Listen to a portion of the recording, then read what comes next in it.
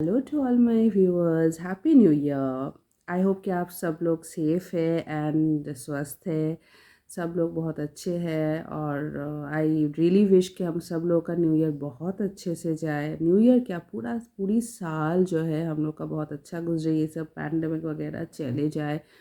सब लोग तो यही विश कर रहे हैं, यही दुआ कर रहे हैं भगवान से। अभी जो चल रहा है आसपास, आई don't no, let's not talk about it. यहाँ पे मैं वीडियो जो बनाने वाली हूँ अभी, आई नो हिंदी में है। मेरी हिंदी काफ़ी टूटी फूटी है, आप लोग सब लोग थोड़ा प्लीज़ टॉलरेट कर लीजिएगा एंड तक, बिकॉज़ आई होप ये वीडियो सब लोगों को बहुत हेल्प, स्पेशली जो महिलाएं हैं, इंडियन महिलाएं हैं, भारतीय महिलाएं हैं, जिन लोगों को हो सकता है कुछ हेल्प मिले या फिर वो रिलेट कर पाए, कनेक्ट कर पाए मेरी कन्फ्यूजन, मेरी सिचुएशन से।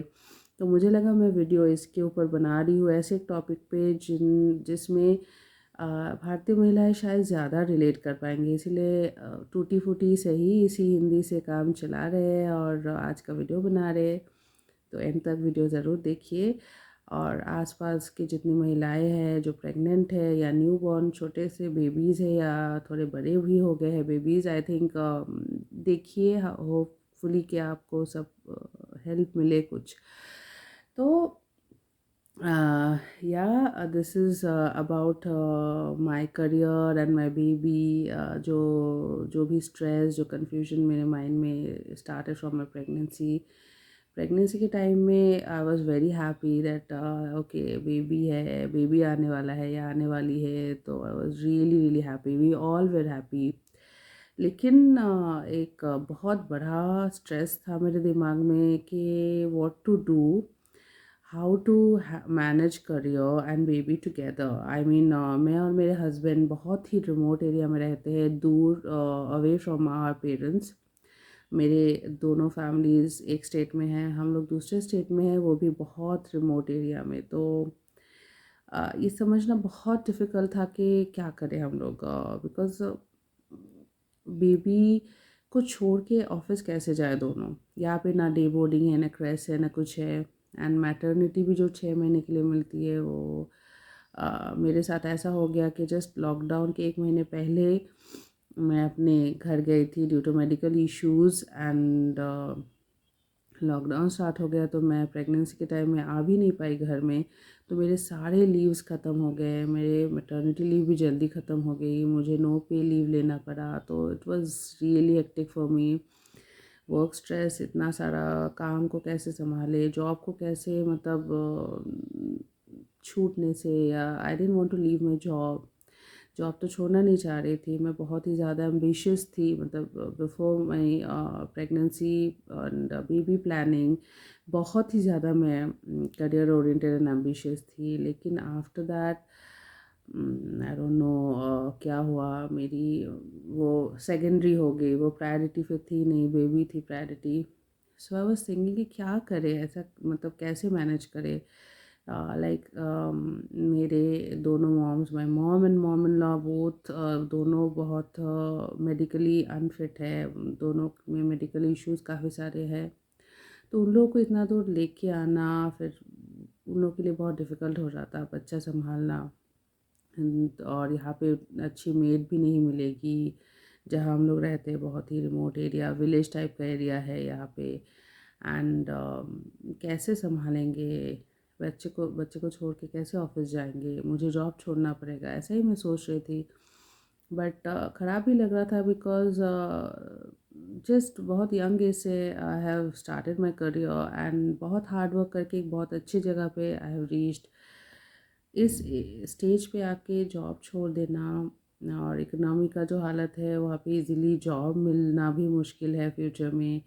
और जो इतने साल का हार्ड वर्क है, जो सोशल रिकॉग्निशन हो और जो प्रोफेशनल रिकॉग्निशन हो, उसको ऐसे ही रिज़ाइन कर देना, छोड़ देना, ये समझदारी का काम होगा या नहीं, कुछ समझ में नहीं आ रहा था। I was in such a big dilemma. मेरे हस्बैंड ने बहुत समझाया, बहुत सपोर्ट किया, मेरे फैमिलीज़ ने बहुत सपोर्ट किया।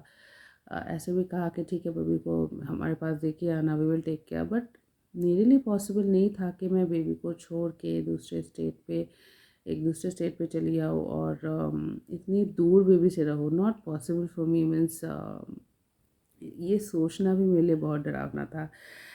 बट ये जो स्ट्रेस था, आई कांट टेल यू कितनी बड़ी स्ट्रेस थी। मतलब till date I am not totally, I have not totally coped up with that. तो मुझे जॉब ज्वाइन करना था, मेरी सारी लीव्स एग्जॉस्ट हो गई, मुझे नो पे लीव लेना पड़ा। मेरी प्रमोशन थी, वो भी ठीक है, प्रमोशन डिले हो गई। Okay, it's nothing in front of my baby, लेकिन जॉब का क्या करे, कैसे मैनेज करे, बेबी छोटा है, बहुत ही बड़ी डिफ़िकल्टी थी।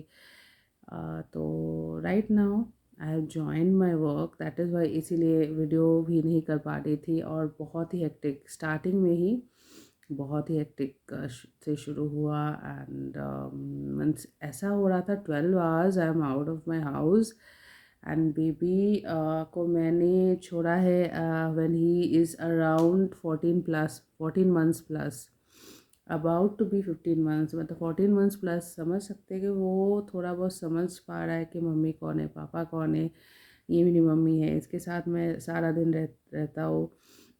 उसको छोड़ के जाना इस स्टेज पे काफ़ी डिफ़िकल्ट था। वो समझ रहा था, वो खाना पीना छोड़ दिया।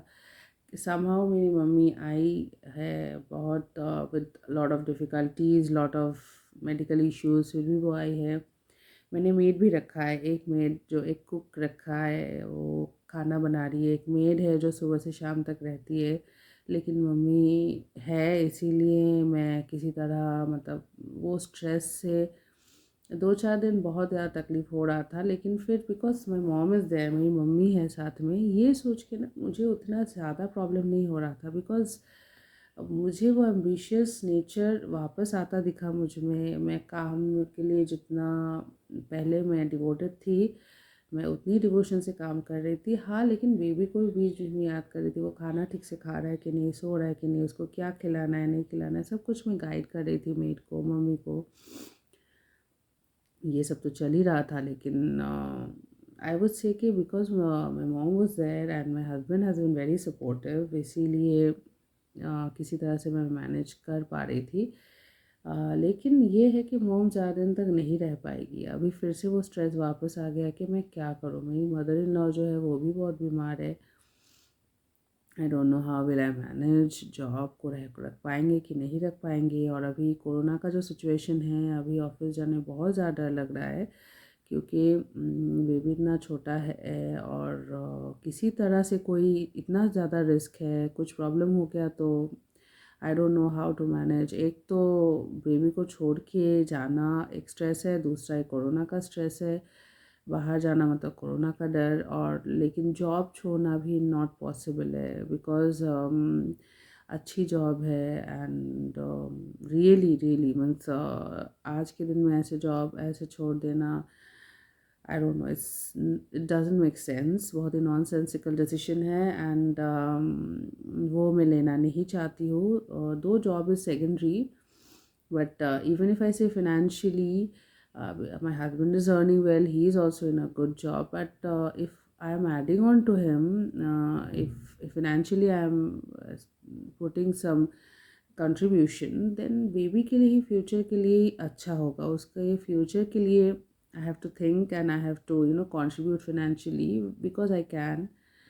तो मेरे पास ऑप्शन है इतना अच्छा, तो उसको अचानक से छोड़ देना एकदम ही सेंस नहीं बनाता है। लेकिन अभी my mom has to go, her treatment is there, my brother and father there, so she has to go and take care of them. My mother in law is not well, so इसको लेके बहुत ज़्यादा stress फिर से मेरे दिमाग में आ गया है। I really don't know what to do. And seriously बहुत लोगों ने बहुत एडवाइस दिया है, लेकिन nothing really worked. I think जो बेस्ट चीज़ है जो ये सब स्ट्रेस से ओवरकम करने का, वो यही है कि आप अपने आप को स्ट्रॉन्ग बनाइए। मुझे लास्ट 2 साल में एक बार भी नहीं लगा था कि मैं जॉब जा पाऊँगी, उसको छोड़ के 1 मिनट भी रह पाऊँगी, अच्छे से वो काम कर पाऊँगी फिर भी पहले की तरह। लेकिन मैंने अपने आप को स्ट्रॉन्ग बनाया, जितने मेरे जॉब ज्वाइन करने के दिन पास आ रहे थे, मैं अपने आप को स्ट्रॉन्ग बना रही थी, मैं अपने आप को समझा रही थी। And luckily it worked. So किसी का एडवाइस हो, कुछ भी हो, कोई भी सपोर्ट करे, लेडीज़ प्लीज़ अपने आप को समझाइए, अपने आप को स्ट्रॉन्ग बनाइए। आप सोचिए आपको क्या करना है, आप डिसाइड कीजिए आपको क्या करना है, आपकी प्रायोरिटी क्या है। अगर प्रायोरिटी कुछ है तो सेकेंडरी क्या है, और फ्यूचर के लिए क्या अच्छा होगा, प्रेजेंट के लिए क्या अच्छा होगा। How can you strike a balance between present and future, how can you strike a balance between every option. Because कोई भी आप डिसीजन ले, उसकी आफ्टर इफ़ेक्ट्स कुछ होंगे। तो वो आफ्टर इफ़ेक्ट्स कितने आप के लिए कितनी सही है, और ये सब सोच के आप खुद डिसीजन लीजिए, खुद अपने आप को स्ट्रॉन्ग बनाइए। When it comes to your baby nothing else matters, I know, but अगर बेबी के फ्यूचर के लिए है तो कुछ ना कुछ वे आउट निकालना बहुत ज़रूरी है। मैं भी अभी फिर से वही स्टेज पे आ गई हूँ, और अपने आप को समझाने की कोशिश कर रही हूँ। देखते क्या होता है आगे, I will surely let you know. But मैं यही आपसे एक एडवाइस दूंगी कि कुछ भी हो, don't depend on others, take charge and rise and shine. Listen to your heart, but also talk to your brain. अपने दिमाग से भी सोचिए, दिल से भी सोचिए, और सबका भला हो, स्पेशली बेबी का भला हो, वैसा ही डिसीजन लीजिए, खुद से लीजिए, किसी के इन्फ्लुएंस में आके मत लीजिए, so that you don't have to repent, बाद में पछतावा ना हो। So be strong and love your baby. Love to all the mothers, love to all the babies. Take care. आप लोग का कोई एडवाइस हो मुझे भेज सकते हैं, या फिर कोई कमेंट सजेशंस हो मुझे भेज सकते हैं। बहुत अच्छा लगा आप लोगों के साथ शेयर करके, फीलिंग रियली रिलीव्ड, बिकॉज मुझे पता है बहुत सारे लोग ऐसे स्ट्रेस में रहते हैं, and it's quite natural, I understand. But सबसे इम्पॉर्टेंट है, कोविड का टाइम है, please practice social distancing, mask पहनिए, सैनिटाइज़र यूज़ कीजिए। घर में बेबी है या कोई ऐसे व्यक्ति है जो ज़्यादा रिस्क की कैटेगरी में आते हैं, तो बहुत ही ज़्यादा सावधान रहिए। और ऑब्वियसली सावधान रहना ही है, there is no other alternative. So please please please be cautious and take care of your loved ones, take care of your self, be happy, keep smiling, and don't take stress like me. Bye bye.